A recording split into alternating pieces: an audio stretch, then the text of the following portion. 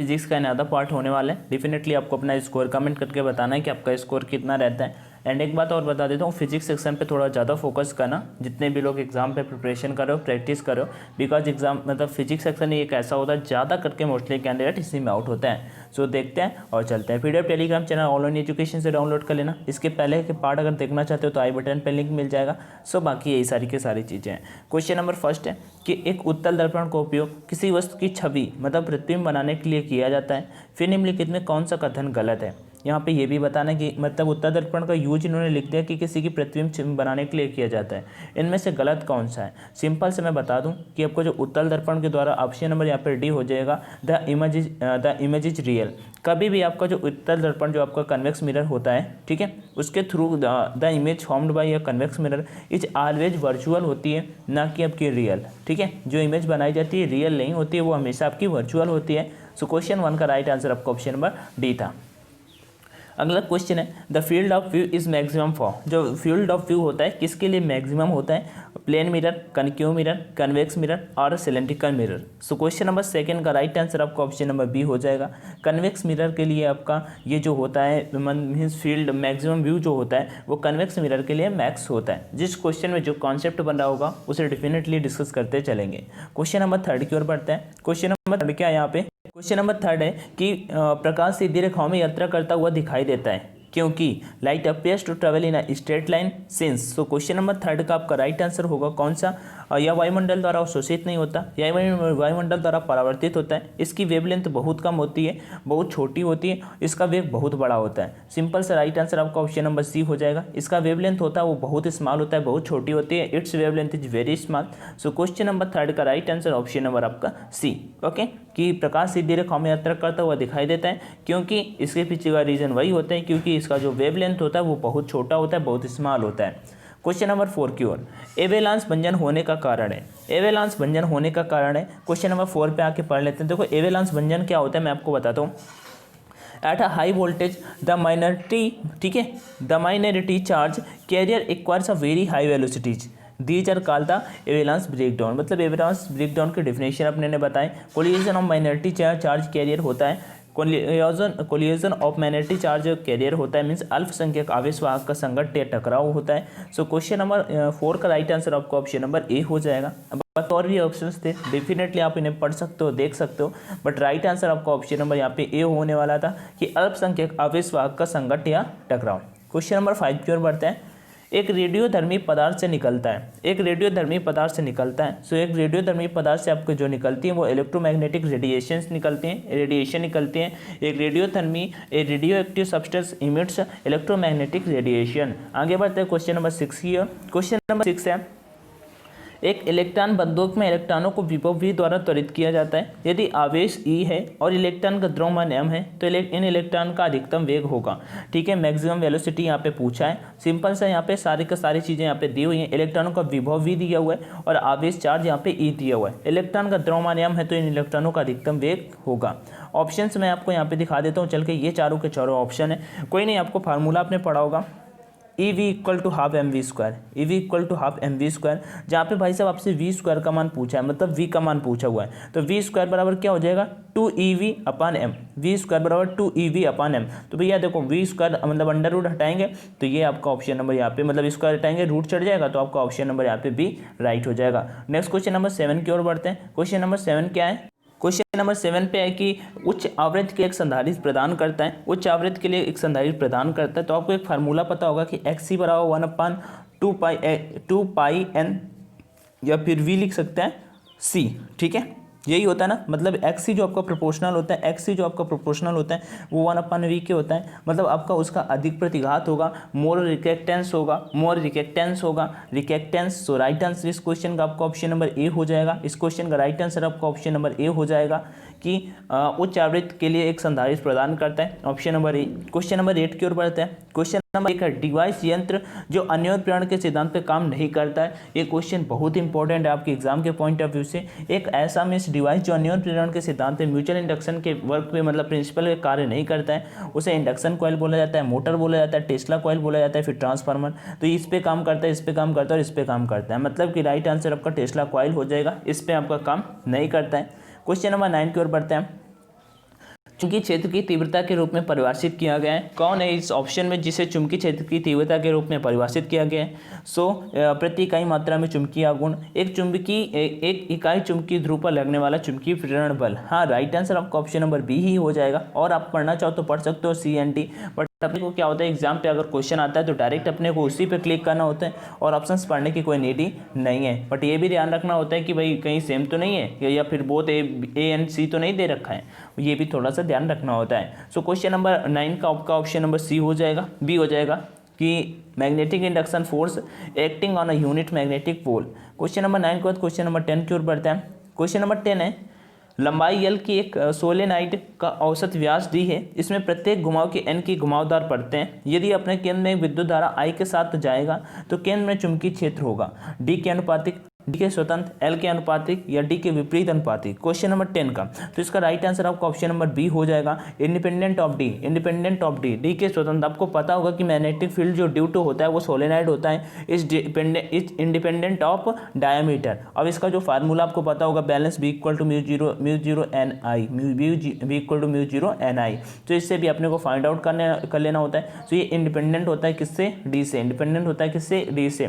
Question number 11 की ओर बढ़ते हैं। आदर्श वोल्ट मीटर का प्रतिरोध होता है, आदर्श वोल्ट मीटर का प्रतिरोध यहाँ पे पूछा है, ये याद रखना। तो आदर्श वोल्ट मीटर का जो प्रतिरोध होता है वो अनंत होता है। अगर ये बात कर लेता हूँ आदर्श अमीटर का जो होता है प्रतिरोध रेजिस्टेंस वो 0 होता है। और अमीटर जो आपका होता है वो सीरीज में जुड़ा होता है, जो आपका ये वोल्ट मीटर होता है वो भाई पैरेलल पे जुड़ा होता है, समांतर में जुड़ा होता है। नेक्स्ट क्वेश्चन नंबर 12, विद्युत सेल के संयोजन से अधिक विद्युत धारा आहरण उत्पन्न करने के लिए विद्युत सेल को कैसे वर्गीकृत किया जाना चाहिए? मतलब अधिक विद्युत धारा उत्पन्न करने के लिए जो सेल है उसे कैसे वर्गीकृत किया जाना चाहिए? तो 12 का ऑप्शन नंबर डी हो जाएगा। क्या होगा? न श्रेणी में उसे करना है, न समानांतर में करना है, न मिश्रित करना है। आपका right answer option number D है। क्या है? Depend upon the relative value of external internal resistance, मतलब कि उसके वैल्यू बाहरी और आंतरिक प्रतिरोध के सापेक्ष मान पर निर्भर करता है, उसके वैल्यूज पर डिपेंड करता है। क्वेश्चन नंबर 12 का डी। क्वेश्चन नंबर 12 के बाद 13 जो आप लोगों को कमेंट में कमेंट करके बताना है। और अगर नहीं सॉल्व कर पाना तो इसका स्क्रीनशॉट जस्ट निकालना, टेलीग्राम पे जाना, सर्च करना अंशु सिंह ANSHU अंशु सिंह, और वहाँ पे इसका स्क्रीनशॉट फॉरवर्ड कर देना और बोल देना अंशु भाई मुझे इसका आंसर नहीं आ रहा है, तो मैं वहाँ पे इसका सॉल्यूशन करके भेज दूंगा आपको। ठीक है, बट ट्राई करना कि आप खुद इसे सेल्फ कर पाओ, क्योंकि 3 से 4 न्यूमेरिकल आते हैं और डेफिनेटली आपको न्यूमेरिकल्स पे भी आपका कमांड होना चाहिए, क्योंकि एक एक नंबर का अलग ही इंपॉर्टेंस होता है। क्वेश्चन नंबर 14, पृथ्वी की विद्युत क्षमता को शून्य माना जाता है क्योंकि पृथ्वी एक अच्छी होती है। पृथ्वी एक अच्छी क्या है बताओ भाई? क्वेश्चन 14 का। सो पृथ्वी एक अच्छी चालक है, कंडक्टर है। पृथ्वी एक अच्छी चालक है, कंडक्टर है। पृथ्वी की विद्युत क्षमता जो होती है उसे शून्य माना जाता है क्योंकि पृथ्वी एक अच्छी क्या है? कंडक्टर है। क्वेश्चन नंबर 14 का बी। अभी 15 चलने से पहले मैं आपको कुछ बता देता हूँ।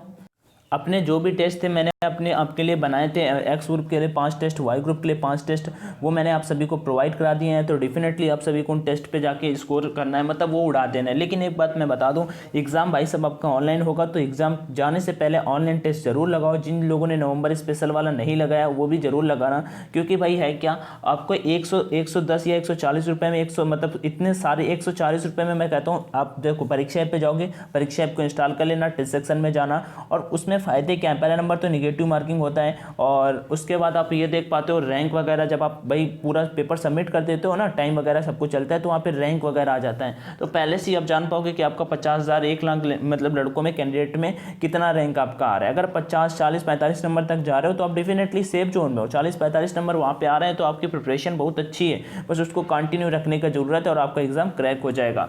जाओ परीक्षा ऐप पे ऑनलाइन टेस्ट लगाओ, ऑनलाइन D50 कूपन कोड डाल देना, 50% का डिस्काउंट मिल जाएगा। दूसरों कैंडिडेट को भी रिकमेंड करो, और भी कोई भी दिक्कत है तो मुझसे कमेंट सेक्शन में आस्क कर सकते हो। और एक बात और बता दूं, ऑनलाइन टेस्ट लगाने की बात ही अलग होती है। आप पहले से ही सब कुछ जान जाओगे, परख लोगे कि पेपर किस टाइप का आने वाला है। क्वेश्चन नंबर 15 का है फैराडे का विमी सूत्र। फैराडे का डायमेंशन बताना है, कोई दिक्कत ना है आपका। इसका डायमेंशन आपका होता है M-1 L-2 T2 और Q2। एक बात बता दो, जितने भी आपका फिजिक्स स्टार्ट करते हो सबसे पहला चैप्टर यही आपका होता है, यूनिट एंड डायमेंशन। तो जितने भी आप अगर याद कर सकते हो उनको याद कर लेना। फार्मूला चाहे याद कर लो चाहे डायमेंशन याद कर लो, क्योंकि अगर आपको फार्मूला याद होगा, लाइक फोर्स का नहीं पता तो F=ma पता है आपको, तो इससे आप फोर्स का निकाल सकते हो। और जैसे कि मास है, एक्सेलरेशन नहीं पता तो एक्सेलरेशन A बराबर V/T होता है। ठीक है, तो अब V वेलोसिटी हो गया और ये T तो LT-1 हो जाता है। यहाँ पे आगे M मास होता है, तो ऐसे जाके भाई निकाल सकते हो। आगे बढ़ते हैं क्वेश्चन नंबर 16 की ओर। निम्न में कौन सी एक अदिश राशि है? कौन एक अदिश राशि है? तो वर्क आपका एक अदिश राशि है, वर्क आपका एक अदिश राशि है। कार्बन की एक्सेलरेशन हो गया, इलेक्ट्रिक फील्ड हो गया, डिस्प्लेसमेंट है, ये सारी की सारी वेक्टर क्वांटिटी हैं, सारी की सारी वेक्टर क्वांटिटी हैं। नेक्स्ट क्वेश्चन नंबर 16 बाद क्वेश्चन नंबर 17, निम्न में से किसके कारण तैराकी संभव है? देखो गति के नियम दिए हुए हैं, तो गति के तीसरे नियम के कारण, क्योंकि गति का तीसरा नियम आपको पता ही होगा, वो बिल्कुल अपोजिट प्रतिक्रिया होती है, ठीक है, किसी काम को करने के जस्ट अपोजिट प्रतिक्रिया होती है, उसी को हम गति का तीसरा नियम बोलते हैं। सो गति के तीसरे नियम के कारण ऐसा हम यहाँ पे बोल सकते हैं। क्वेश्चन नंबर 17 के बाद क्वेश्चन नंबर 18 आपका है कि 10 मीटर की ऊंचाई से द्रव्यमान m 10 किलोग्राम के एक पिंड को जमीन पर गिरा दिया जाता है, गुरुत्वाकर्षण बल द्वारा किया गया कार्य होगा। कोई डिफिकल्ट ना है, W बराबर mgs से अपने को निकाल देना है। किससे निकाल देना है? W बराबर mgs से अपने को इसका आंसर फाइंड आउट कर लेना है। तो देखो mgh में जाके वैल्यूज पुट कर दो, m का मान, g का मान दिया हुआ है, h का मान दिया हुआ है और m का मान भी दिया हुआ है। तो चलो जाके वैल्यूज पुट कर लेते हैं। तो m मतलब कि m तो 10 गुणा 9.8 mgh मतलब वैल्यूज पुट कर ली, इसे हटा देंगे, ये कैंसिल हो जाएगा और ये आ जाएगा 980 कौन सी किसी ऑप्शन में है? प्लस में ही आने वाला है, तो माइनस वाला होगा नहीं, ऊपर वाले होंगे नहीं, मतलब कि डी आंसर आपका राइट 980 जूल। ओके, क्वेश्चन 18 का राइट आंसर आपका option number D. Question number 19 की ओर बढ़ते हैं। क्वेश्चन नंबर 19 क्या है?